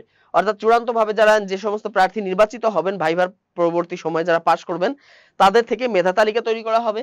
এই মেধা তালিকা তৈরি করা হবে, এটা হলো প্রথম ধাপ, নিয়োগ প্রক্রিয়ার প্রথম ধাপ। দ্বিতীয় ধাপে এসে কি হবে, পোস্টিং দিবে। নতুন শিক্ষকরা নির্ধারিত স্কুলে যোগদান করবেন, তাদেরকে যে স্কুলটাকে নির্ধারণ করে দিবে সরকার অর্থাৎ প্রাথমিক শিক্ষা অধিদপ্তর থেকে, ওই স্কুলে তারা যোগদান করবেন, পোস্টিং হবে তাদের। এবং মহিলাদের ক্ষেত্রে নিজের গ্রামে পোস্টিং পাওয়ার ক্ষেত্রে বিশেষ সুবিধা দেওয়া হয়। এবং বিশেষ করে যারা মানে নারী আছেন যারা, এই নারীদের ক্ষেত্রে হচ্ছে নিজ উপজেলা অর্থাৎ নিজের গ্রামেই সাধারণত তাদেরকে পোস্টিংটা দেওয়া হয়। পুরুষের ক্ষেত্রে হয়তো অন্য জায়গায় দেওয়া হয়, একটু দূরে দেওয়া হয়, তবে নারীদের ক্ষেত্রে যথাযথ সবসময় চেষ্টা করে যে বাড়ির আশেপাশে অর্থাৎ তার বাড়ির কাছেই যে বিদ্যালয়টি আছে সেই বিদ্যালয়ে নিয়োগ দেওয়ার চেষ্টা করে। এরপর 3 নাম্বার হচ্ছে কি প্রশিক্ষণ। যোগদানের পর শিক্ষকদের বিএড অথবা সমমানের প্রশিক্ষণ নিতে হয়। যখন একজন শিক্ষক যোগদান করবেন প্রাইমারি শিক্ষক হিসাবে, এরপরে তাকে কি করতে হয়, প্রশিক্ষণে অংশগ্রহণ করতে হয়। বিএড বা সমমানের যে কোনো প্রশিক্ষণ কোর্সে তাকে ভর্তি মানে প্রশিক্ষণ কোর্স তাকে সম্পূর্ণ করতে হয় বা প্রশিক্ষণ নিতে হয়। এরপরে দেখেন বেতন এবং সুবিধা। অনেকেই জানতে চেয়েছেন যে প্রাইমারিতে আসলে বেতন এবং এখানে আর কি কি সুযোগ সুবিধা আছে, এই বিষয়গুলো নিয়ে আমি আজকে আপনাদের সাথে আলোচনা করব। শুরুতে দেখেন যে জাতীয় যে বেতন স্কেলটি রয়েছেন, তো প্রাইমারিতে আমরা জানি যে 12তম গ্রেডে শিক্ষকরা নিয়োগ প্রাপ্ত হবেন। তো এখানে দেখতেই পারতেছেন যে 12তম গ্রেডে 2015 সাল অনুযায়ী জাতীয় যে বেতন স্কেল, তাই না, 12তম গ্রেড যদি বলি তাহলে দেখেন এখানে কত টাকা হচ্ছে, 11,300 টাকা। এরপর দেখেন 11তম গ্রেডে দেখেন 12,500 টাকা। এরপর দেখেন 10ম গ্রেডে দেখেন 16,000 টাকা। এটা হচ্ছে নতুন বেতন স্কেল। এরপর হচ্ছে গ্রেড 9 এ দেখেন 22,000 টাকা। তাহলে এই যে বেতন স্কেল দেখেন যে প্রাইমারি যারা শিক্ষক হবেন 12তম গ্রেডে এখানে দেখা যাচ্ছে 11,300 টাকা। 11তম গ্রেডে যখন চলে যাবেন তখন 12,500 টাকা। 10ম গ্রেডে যখন চলে যাবেন তখন হচ্ছে কি 16,500 টাকা। এইভাবেই তারা কিন্তু কি পাবেন, নিয়োগপ্রাপ্ত হবেন। এরপর দেখেন নিজ গ্রামের স্কুলে পোস্টিং। দেখেন নিজ গ্রামের স্কুলে পোস্টিং, এখানে একটা বিষয় হচ্ছে যে মহিলা প্রার্থীদের জন্য নিজ গ্রামের স্কুলে পোস্টিং পাওয়ার সুযোগ সুবিধাটা এখানে সুযোগটা বেশি। পাশাপাশি পুরুষ প্রার্থীদের ক্ষেত্রে এই সুযোগটা কিছুটা সীমিত। দেখা যায় পুরুষদের ক্ষেত্রে একটু দূরে কি হতে পারে, পোস্টিং হতে পারে। সহকারী শিক্ষক থেকে হেডমাস্টার হওয়া সম্ভব। মনে রাখবেন সহকারী শিক্ষক থেকে কি হতে হবে, হেডমাস্টার হবে। সামনে কিন্তু এভাবেই নিয়োগগুলো দেয়া হবে। এছাড়া নির্দিষ্ট প্রক্রিয়া পরীক্ষার মাধ্যমে শিক্ষকদেরকে এটিইও অর্থাৎ অ্যাসিস্ট্যান্ট থানা এডুকেশন অফিসার পদে উন্নীত হওয়ার সুযোগ থাকে। এখানে সাধারণ শিক্ষকরাও হতে পারেন, পাশাপাশি প্রধান শিক্ষকরাও হইতে পারবেন। তাহলে এখানে কি থানা উপজেলা থানা শিক্ষা অফিসার সহকারী শিক্ষা অফিসারও হইতে পারবেন। এই সুযোগ সুবিধাগুলো কিন্তু এখানে আছে। বেতন বৃদ্ধি, দেখেন সরকার নির্ধারিত নিয়মে প্রতি বছর বেতন বৃদ্ধি পায়। পাশাপাশি মহার্ঘ ভাতা, উৎসব ভাতা এবং অন্যান্য সুযোগ সুবিধাও রয়েছে। ভালো করে খেয়াল করেন যে সরকার নির্ধারিত নিয়মে প্রতি বছর কিন্তু বেতন বৃদ্ধি পায়, 5% ইনক্রিমেন্ট হয় যেটা সরকারি নিয়ম। এছাড়াও জুলাই মাসে দ্রব্যমূল্যের ঊর্ধ্বগতির জন্য 5% ইনক্রিমেন্ট দেওয়া হয়, সেটা একবারই দেওয়া হয়, শুধু জুলাই মাসে দেওয়া হয়। আর প্রত্যেক বছর শেষে 5% ইনক্রিমেন্ট হবে, তার বেসিকের ইনক্রিমেন্ট এটা হবেই। অতিরিক্ত সুযোগ সুবিধা দেখেন সরকারি শিক্ষকদের গৃহ নির্মাণ ঋণ সুবিধা রয়েছে। খেয়াল করেন এই সরকারি যারা শিক্ষক হন তাদের জন্য গৃহ নির্মাণ ঋণ সুবিধা এখানে রয়েছে। স্বাস্থ্য বীমা রয়েছে, পেনশন সুবিধা রয়েছে। স্কুলে শিক্ষকদের জন্য নির্ধারিত বসবাসের জায়গাও রয়েছে। এবং কিছু কিছু বিদ্যালয়ে দেখা যায় যে স্কুলে যেন শিক্ষকরা বসবাস করতে পারেন, এই বসবাসের জন্য নির্ধারিত কি স্থানও রয়েছে। কিছু কিছু বিদ্যালয়ে কিন্তু এই সুযোগ সুবিধাগুলো রয়েছে। তাহলে সামগ্রিকভাবে আমরা এই সুবিধাগুলো আমরা জানতে পারলাম। এরপর দেখেন প্রাইমারি চাকরির ভবিষ্যৎ। প্রাইমারি শিক্ষকতার ভবিষ্যৎ কিন্তু অত্যন্ত উজ্জ্বল। খেয়াল করেন কেন উজ্জ্বল? কারণ এখানে কি আছে, গ্রেড, পদোন্নতি পাচ্ছেন, নির্ধারিত সময় পর পর পদোন্নতি পাচ্ছেন, আপনি থানা শিক্ষা অফিসার হচ্ছেন সহকারী, এরপর সরাসরি থানা শিক্ষা অফিসার হবেন, এখান থেকে আপনি মন্ত্রণালয়ে যেতে পারেন, প্রাথমিক শিক্ষা অধিদপ্তরে নিয়োগপ্রাপ্ত হতে পারেন, বা বিভিন্ন মন্ত্রণালয় অথবা বিভিন্ন অধিদপ্তর আপনাকে পোস্টিং দিতে পারে। তো এখান থেকে দেখেন যে বিশাল একটা কি একটা উন্নত মানের একটা ক্যারিয়ার গঠনের এখানে একটা সুযোগ বা সুবিধা কিন্তু এখানে আছে। এরপর দেখেন নিরাপদ চাকরি, এটি একটা স্থায়ী এবং সরকারি চাকরি হয় নিরাপত্তা বেশি। যেহেতু এটা একটা স্থায়ী চাকরি, স্থায়ী মানে কি আপনি আপনার নির্দিষ্ট, স্থায়ী বলতে অর্থাৎ প্রাইমারি শিক্ষকদের যে অবসরের যে বয়স, ওই বয়স পর্যন্ত এটা একটা স্থায়ী একটা চাকরি, এবং এখানে আপনার একটা সামাজিক নিরাপত্তা আছে, সামাজিক সম্মান রয়েছে, অর্থনৈতিক নিরাপত্তাও কিন্তু এখানে আছে, এবং সমাজে সম্মান রয়েছে, অর্থাৎ শিক্ষকরা সমাজে অত্যন্ত সম্মানিত ব্যক্তি হিসাবে বিবেচিত। এবং মজার বিষয় হচ্ছে শিক্ষকরা হচ্ছে সামাজিক অত্যন্ত একজন সম্মানিত ব্যক্তি হিসাবে কিন্তু তাকে বিবেচনা করা হয় শিক্ষকদেরকে, এই বিষয়টিও কিন্তু আপনাদের মাথায় রাখতে হবে। এরপর দেখেন ব্যক্তিগত উন্নয়ন, চাকরির পাশাপাশি শিক্ষকগণ উচ্চতর শিক্ষা গ্রহণ এবং বিভিন্ন প্রশিক্ষণে অংশগ্রহণ করতে পারেন। খেয়াল করেন যে চাকরির পাশাপাশি শিক্ষকগণ কি করেন, উচ্চতর শিক্ষা প্রশিক্ষণ বা বিভিন্ন ধরনের সরকারি প্রশিক্ষণ ব্যবস্থাগুলো আছে, এগুলোতে তাদের অংশগ্রহণের একটা সুযোগ কিন্তু রয়েছে। এবং সত্যিকার অর্থেই প্রাইমারি শিক্ষকদের মতো এত বেশি প্রশিক্ষণ আর কোনো পর্যায়ে কিন্তু হয় না। তাদের দেখা যায় প্রত্যেক বছরই 2টা, 1টা, 4টা, 5টা এই ধরনের প্রশিক্ষণের ব্যবস্থা কিন্তু তাদের কিন্তু রয়েছে। এছাড়াও দেখেন অবসরকালীন সুবিধা রয়েছে, অর্থাৎ পেনশন সুবিধা এবং অন্যান্য যে আর্থিক সুবিধা, এগুলো তো আপনারা পাবেনই। এছাড়াও দেখেন অবসর গ্রহণের পরে বিভিন্ন প্রশিক্ষণ প্রকল্পে কাজ করার সুযোগ থাকে, এবং যারা অবসরপ্রাপ্ত প্রাথমিক বিদ্যালয়ের শিক্ষক যারা রয়েছেন, তাদের কি হয় যে অবসর গ্রহণ করার পরেও বিভিন্ন ধরনের সরকারি যে প্রকল্পগুলো রয়েছে, অর্থাৎ প্রাইমারি স্কুল কেন্দ্রিক যে প্রকল্প রয়েছে বা শিক্ষা কেন্দ্রিক যে প্রকল্প রয়েছে, এই প্রকল্পগুলোতেও কিন্তু তাদেরকে কাজ করার কিন্তু সুযোগ দিয়ে থাকে সরকার। তো এই বিষয়গুলো কিন্তু এখানে চমৎকার বেশ কিছু বিষয় রয়েছে। তো শিক্ষার্থীবৃন্দ, এতক্ষণ আপনাদের সাথে আলোচনা করলাম দীর্ঘক্ষণ ধরে যে প্রাইমারি শিক্ষক নিয়োগ যে সার্কুলারটি আসতেছে খুব তাড়াতাড়ি, তো সেই সার্কুলারে কি কি আপনারা সুযোগ সুবিধা পাচ্ছেন বা কি কি ধরনের সুযোগ সুবিধা এখানে সংযোজন করা হয়েছে এবং কি কি বিয়োজন করা হয়েছে, পাশাপাশি আপনাদের এই প্রাইমারি যে চাকরির আবেদন প্রক্রিয়া কেমন, এখানে কি কি সুযোগ সুবিধা রয়েছে, পরীক্ষা পদ্ধতি কেমন, এবং এখানে আসলে কিভাবে নির্বাচিত করা হয়, কি কি পরীক্ষা গ্রহণ করা হয়, এই সামগ্রিক বিষয়গুলো কিন্তু আজকে আপনাদেরকে সুন্দরভাবে জানানোর চেষ্টা করেছি। তো আশা করি যারা সামনে পরীক্ষা দিবেন বা একদমই নতুন যারা আছেন সামনে আবেদন করবেন, এই বিষয়গুলোকে অনুসরণ করে সুন্দর করে আপনারা আবেদন প্রক্রিয়াটি সম্পন্ন করবেন। তো আমাদের যে চলমান যে কোর্স রয়েছে প্রাইমারি শিক্ষক নিয়োগের যে কোর্সটি রয়েছে, সেই প্রাইমারি শিক্ষক নিয়োগের যে কোর্স, সেই কোর্স সংক্রান্ত তথ্য জানতে অথবা যে কোনো চাকরির তথ্য জানতে কিন্তু আপনারা এই নম্বরটিতে যোগাযোগ করতে পারেন। পাশাপাশি আমাদের যে ওয়েবসাইট আছে www.বিদ্যাবাড়ি.com, এই ওয়েবসাইটে প্রবেশ করে আপনারা চাকরি সংক্রান্ত অনেক তথ্য এখান থেকে জানতে পারবেন, ফ্রি সার্ভিস নিতে পারবেন। এছাড়াও আমাদের ফেসবুক পেজ আছে বিদ্যাবাড়ি, এই বিদ্যাবাড়ি ফেসবুক পেজ, তাই না, এই বিদ্যাবাড়ি আপনি ফেসবুক পেজে ভিজিট করার মাধ্যমে আপনি কি করতে পারেন, বিদ্যাবাড়ির যে প্রতিনিয়ত যে চাকরির যে আপডেট যে তথ্যগুলো, সেই আপডেট তথ্যগুলো এখান থেকে আপনি পেতে পারেন। এছাড়াও আমাদের যে ইউটিউব চ্যানেল আছে, ইউটিউব চ্যানেলের সাথে আপনারা যুক্ত থাকবেন, যাতে করে ইউটিউব চ্যানেলে যে বিভিন্ন ধরনের লাইভগুলো হয় বা ক্লাসগুলো হয় বা রেকর্ড ক্লাসগুলো দেওয়া হয়, প্রতিনিয়ত দেওয়া হচ্ছে, এই ক্লাসগুলো থেকে আপনারা যাতে উপকৃত হইতে পারেন। তো সর্বোপরি একটা বিষয় হচ্ছে যে যারা প্রাইমারির জন্য সামনে প্রস্তুতি নিতে চান বা যারা মনে করতেছেন যে সার্কুলার আসুক তারপর আমাদের চাকরি হোক, মনে রাখবেন চাকরি হওয়া এবং না হওয়ার মধ্যে সবথেকে বড় একটা কারণ হচ্ছে কি দেরিতে প্রস্তুতি শুরু করা। অনেকেই যেটা মনে করেন যে সার্কুলার আগে আসুক তারপর আমি প্রস্তুতি গ্রহণ করা শুরু করব, এবং সেক্ষেত্রে দেখা যায় যে এদের অধিকাংশ অর্থাৎ 95% বা 98% কি হয় না, চাকরি হয় না। কারণ কি?